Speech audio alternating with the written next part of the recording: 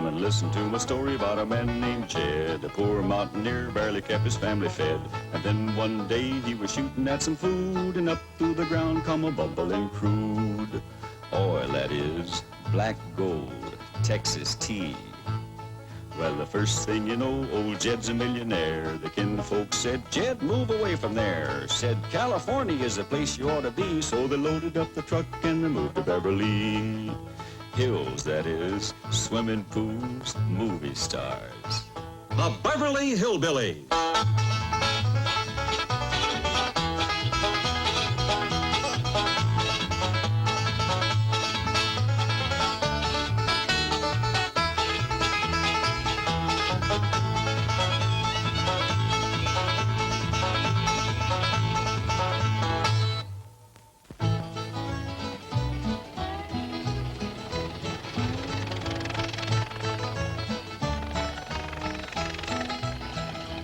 Welcome. Howdy. Well, now, ain't that handy? What's that, Pa? Way the road takes a bend in here, runs right by the front door. No, Mr. Clampett, this is your driveway. It goes with the house. Is this thing a high? Oh, yes, indeed. It was built by John Barrymore, one of our finest actors. Pretty fair stonemason, too. Hey, Jed! This here is dandy soil. Fine, Granny. We'll commence plowing tomorrow. But this is Beverly Hills. Dirt is dirt. Yes, I know, but why don't we look around inside, eh?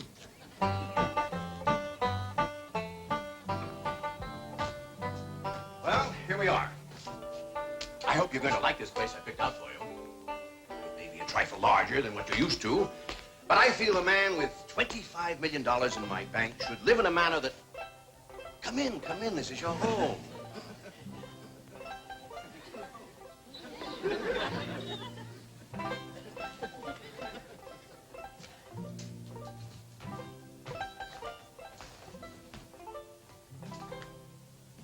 As I say, it may be a bit more than you're used to, but I'm sure you'll be comfortable.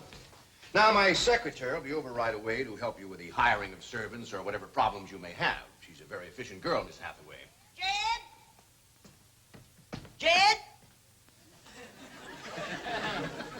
Jed? You and Jethro fetching my stove so I can get some victuals to cooking? Oh, you have a beautiful stove. Thank you. Fetch it in, Jed. You scare up some wood, Elly. No, I mean you have a stove already installed in the kitchen. Where's that? I'll show you. Excuse us. Ellie, you go with Granny. She'll still need you to fetch some wood. Sure, Pa. Uncle Jed, guess what? There's a whole nother house up here. Jethro, come down from there.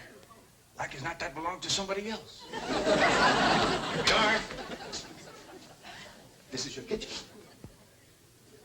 Oh, and here's the stove.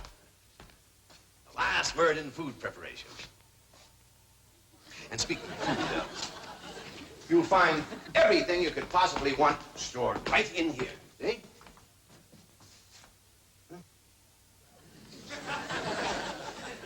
Well, I'll leave you ladies to your culinary delights. Au revoir.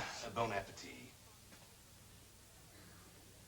Talks gibberish. You seem to set a great deal of store in this here stove, Granny. Well, we'll see.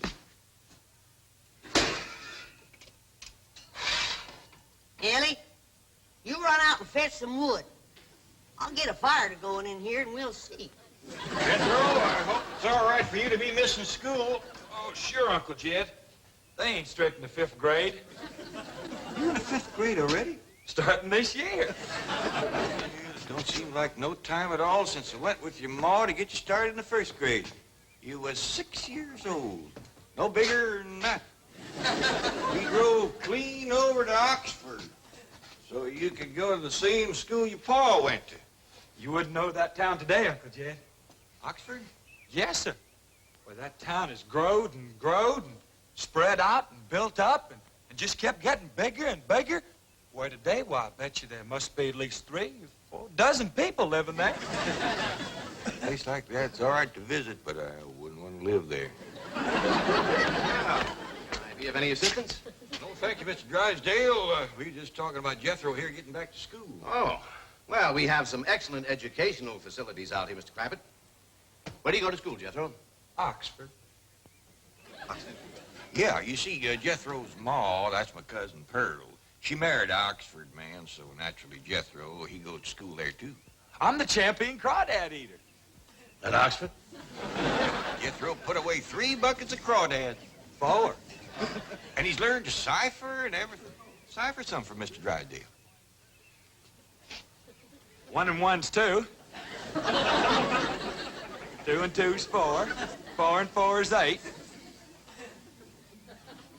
I have to take off my shoes to get any further than that. Never mind. I'm sure we're thinking of 2 different Oxfords. You see, there's one that's very, very famous and very old. That's where Jethro goes to school. Been there since pioneer days. That's how come it got its name. It's where the oxen used to ford the river. So folks took to calling it Oxenford, and later on it got shortened to Oxford. Well, I'll be running. Oh, by the way, here are your keys. My secretary should be over very soon. Well, thank you very much, Mr. Drysdale, for everything you've been doing for us. Oh, it's my pleasure, Mr. Clampett. You see, I'm not only your banker, I'm your next-door neighbor. Well, say, how ain't that nice? Well, now, why don't you bring your missus over tonight for supper, and I'll have Granny whomp up a mess of grits and hog jowl. Well, you see, right now my wife is in Boston. Well, that's too bad. When'll she be back? Not too soon, fortunately. I'll see you later. Well, thank you, Mr. Drysdale. So long. Uncle Jed, you reckon one of these days I can have me a little bitty old taste of Granny's moonshine?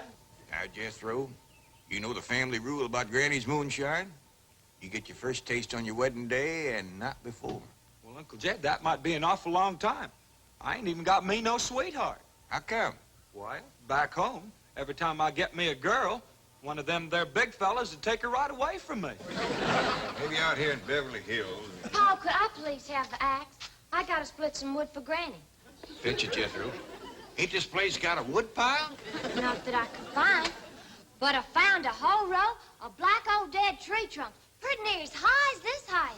Are they kind of big for you to tackle? Well, shucks, no, Paul. They're only this big around, and all trimmed and topped and strung together with a black rope, so as no matter which one you cut, the others keep it from falling.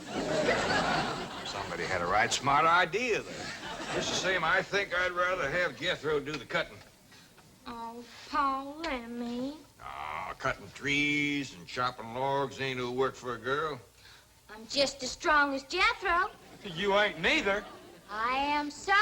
You ain't neither. I am so too. You want to wrestle? Darn tootin'. Now, here. That ain't no fair fight. Somebody's gonna get hurt. Now, yeah, you see, you're getting too rough. Jethro. Person can get crippled from a hold like that. Get up from there. I can't, Uncle Jed. You turn him loose and get up from there before I take a strap to the boot. Now, here, you get out there and chop down one of them tree trunks and saw Granny some nice logs. Yes, sir, Uncle Jed. Could have whooped you if you hadn't tripped me. Hey, come back here and sit down. I want to talk to you. Whooped him fair and square, and I'll do it again. You won't. That's what I want to talk to you about. Elly May, you're getting too big to wrestle with boys. I ain't as big as Jethro. Big that way, I mean, growed up. You're a young lady now. You gotta start minding your manners and fixing yourself up real nice and wearing dresses. Paul, folks would call me a sissy. It ain't sissy for girls to act like girls. You see, Elly, I raised you like a boy, and I was wrong to do it. I reckon every man liked to have a son, and you was my only young'un. And when your ma passed away, I just decided to turn you into a boy. By the time Granny come to help out, you was too wild to tame. By thunder, you could outrun, out-climb, out-fight, and out-shoot every boy in them hills. I still can, Paul. Yeah, but it ain't fitting. It ain't right for folks to go against nature. I'll look at old Duke. Reckon we could turn him into a cat. course not. That's right. Because nature made him into a dog. Just the same way nature made you into a girl. Here lately, she's getting more and more positive about it. You mean my ears is growing? No, nothing like that. You're pretty. Oh, Paul. I know you don't like it when I say that, but you like it when the young fellas around here commence saying it, and they will. Only they'll probably be using words, fancy words I won't even understand. But Elly May, ain't nobody can ever tell you how pretty you really are, except me. You're the living picture of your mom.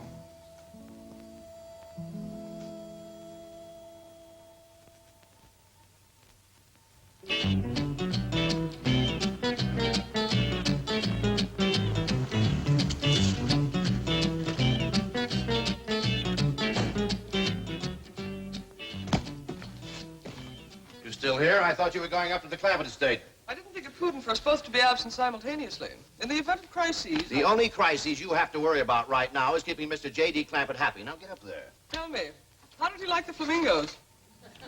What flamingos? I thought pink flamingos around the swimming pool would add a rather elegant touch. Mr. Clampett is not a man educated to elegance. That will take time. Right now, there are more pressing problems. Of course, getting settled, the servant problem. Well, whatever they are, just get up there and solve them. Now, J.D. Clampett is this bank's largest depositor, and I'm making his satisfaction your responsibility.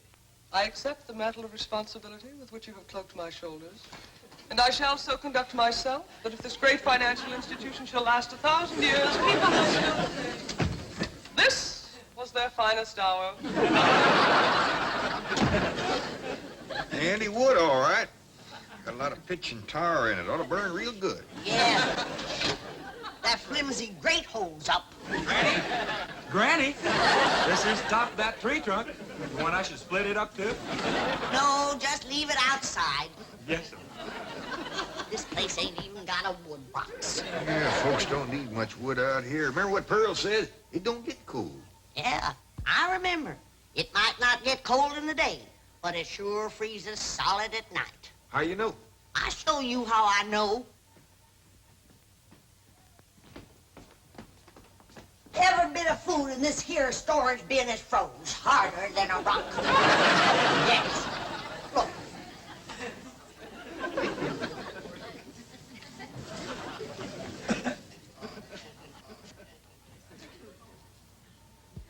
Mighty thin-skinned hog. But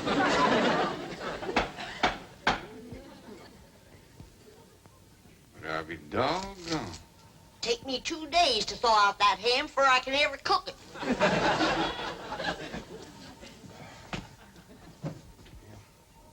People ought to know better than store food up against the north wall. Tomorrow we'll dig us a root cellar and we put all this stuff in it. Jethro, go on out there and catch us a chicken. Okay, Uncle Jay. How you know we got chickens? Place this size is bound to have chickens. Ain't all frozen.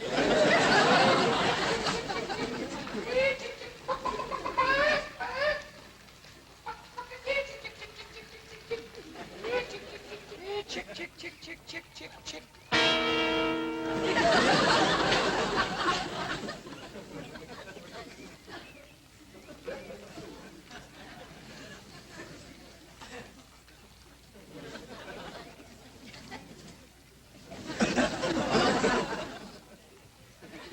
Are you a chicken? Here's that bucket. You want it? You take it, Ellie. See if you can find a creek. I gotta have some water. You know a pump on this place? It ain't even got a well. Uncle Jed, Uncle Jed. Yeah, boy. Did you find a chicken? I found something. I ain't sure if it's a chicken, a goose, a duck, or what. Where is it? I couldn't catch it. That thing can outrun a jackrabbit. There ain't no goose or duck. Must be a chicken. If it is, I was right about things growing bigger out here. That thing was this high. A chicken? Ah, Jethro. Honest, it's got legs this long. Gibby's on the drumstick. Drumstick ain't much. Whoever gets that neck is eating from now on. It commences here and runs plumb up to here. You ain't forgot what I said about Granny's jug of liquor. I ain't been at Granny's jug. You have your in for it. Honest, cross my heart. Where'd you see this chicken? Down by the cement pond. Cement pond. Uncle Jed, that pond is the fanciest thing you ever did see. Why, they are steps, so as the cattle can walk right down into it and get a drink. And up at one end, there's a lady standing there made out of rock. And she's a-pouring water out of a jar right into that cement pond. Oh. Well, that's how come that big old pink chicken to get away from me. Flew right over the top of that there rock lady, landed in that pond, and swam like an otter. Just flapping them big old pink wings and hollered. What color did you say that chicken was? It's pink. Ain't I told you that stuff would stunt your growth? Miss Granny, I didn't touch a drop. You and me is going to the woodshed. Jethro, you swear to be telling the truth? So help me, Jefferson Davis. You! Your hat off when you speak of the president. He ain't president no more. I'll have no Yankee talk in my kitchen. Now, Jethro, you and me is going back out there and corner that chicken. Granny, you get your fire to going. Elly May, you sweep up out front and keep your eyes open for that Miss Hathaway. I'm counting on her to take you in here and get you in the right kind of clothes. Come on. Chicken.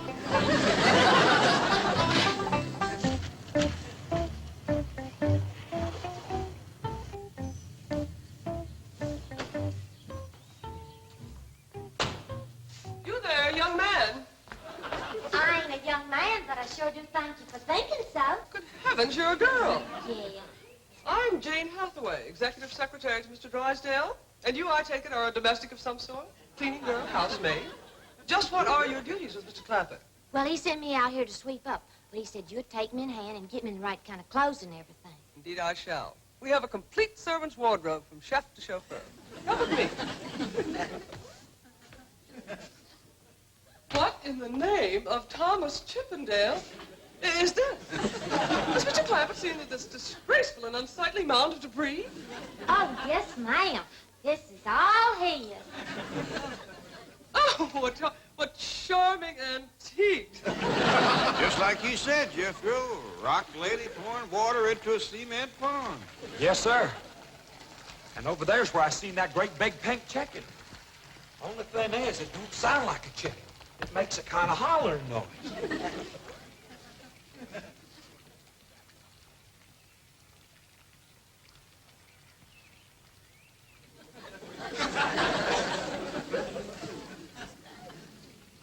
Reckon you'd make a hollering noise, too, if you was to lay egg like that. Man, oh, man. That's what I call an egg. And you won't have to worry about food now. Wait till she cooks this.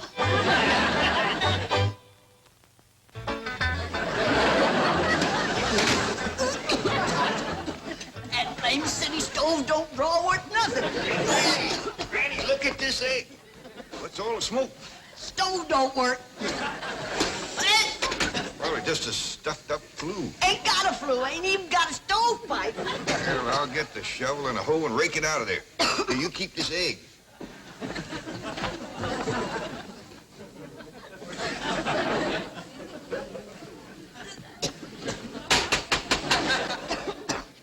It's like everything else out here. Froze solid.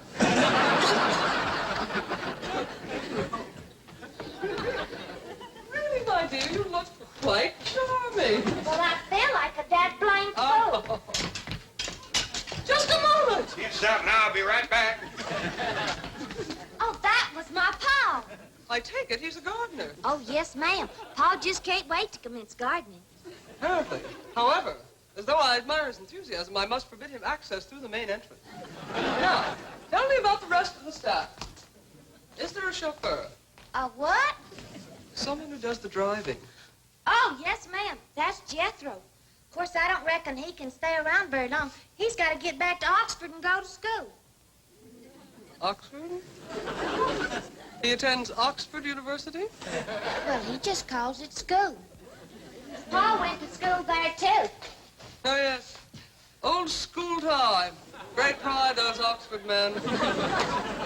Sorry I couldn't stop before. Granny was having trouble in the kitchen. Pa, do I have to wear this here stuff that Miss Hathaway... No, there can be no appeal from Mr. Clampetts' orders. Thank you, ma'am. Glad to see you taking a firm hand. Elly May, that's right pretty. Makes you look taller. She's got me walking on pegs. We'll run in and show Granny. And get rid of those old clothes, dear. Granny, I presume, is the cook. Yes, ma'am, but she ain't too happy about it right now. I shall deal with her directly. Now, let's see. Maid, gardener, cook, chauffeur. Oh, I understand Jethro is an Oxford man. You bet he is. I'm quite anxious to meet him. Don't blame you. Fine-looking young feller. Single, too. And he's on the lookout for a girl. Oh. I am only interested in the intellectual rapport which I would naturally have with an Oxford man. I presume he went to Eton as a boy. If I know Jethro, he went to Eton the minute he was born. Yes, of course.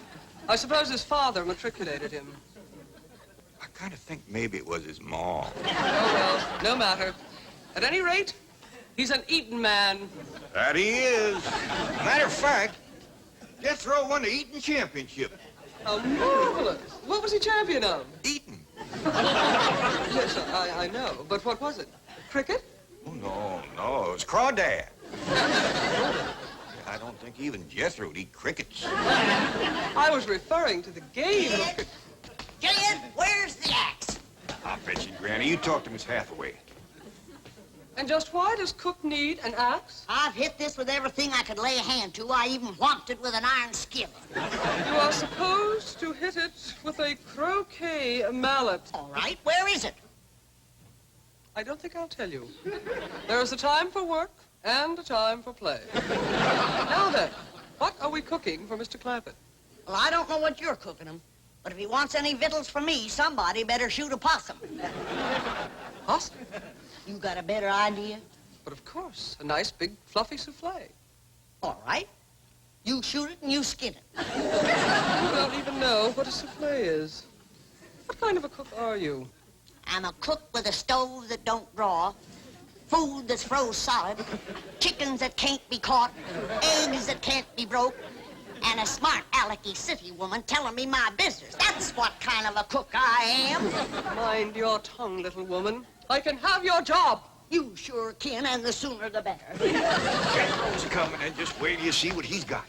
Thank heaven. Now I can have an intelligent conversation. Look, Granny, I caught that big chicken. I hope it ain't as tough as its egg. That is a flamingo. Oh, no, ma'am. That's my nephew, Jethro. Jethro, say hello to Miss Hathaway. I didn't mind him. Ain't this the ding dangest chicken you ever did see? You go to school at Oxford? Yes, ma'am. I'm in the 5th grade. Stop bragging and wring that chicken's neck. Elly May! No, stop, you barbarians. Don't harm one feather of that beautiful bird. I've taken just about as much as I'm going to take from you. Yeah, Granny. Elly, you get the fire going under the big kettle outdoors. Young lady, where is your maid's uniform? I ain't going away. Oh, yes, you are. No, I ain't. Oh, yes, you are, if I must subdue you forcefully. I wouldn't try that. Don't! Don't! Tried to tell you. Let me out. You trust me. I'll set on her, Elly. You get the fire to go under. Now, here, Granny. Come on, let her up. Get off of her. You are discharged. All of you. Sacked. Fired. I am the most incompetent, insubordinate, belligerent group of domestics it has ever been my misfortune. Hathaway! Ah, Chief. You're just in time to help me take disciplinary action. You're fired. I've already told them. Not them, you. These people are the Clampetts. Clampett? Yes, that's right. Now go back to the office and pick up your severance pay. You are through. Now, Mr. Drysdale, hold on a spell. I reckon there's been a kind of a misunderstanding. But this little lady's been a right big help to us. Why, she fit in just like one of the family. Matter of fact, her and me is going out hunting. Ain't that right, Miss Hathaway? Yes, and... Yeah. Jethro, you can take that pink chicken back out to the cement pond. We're going out and shoot us a nice, big, fluffy souffle.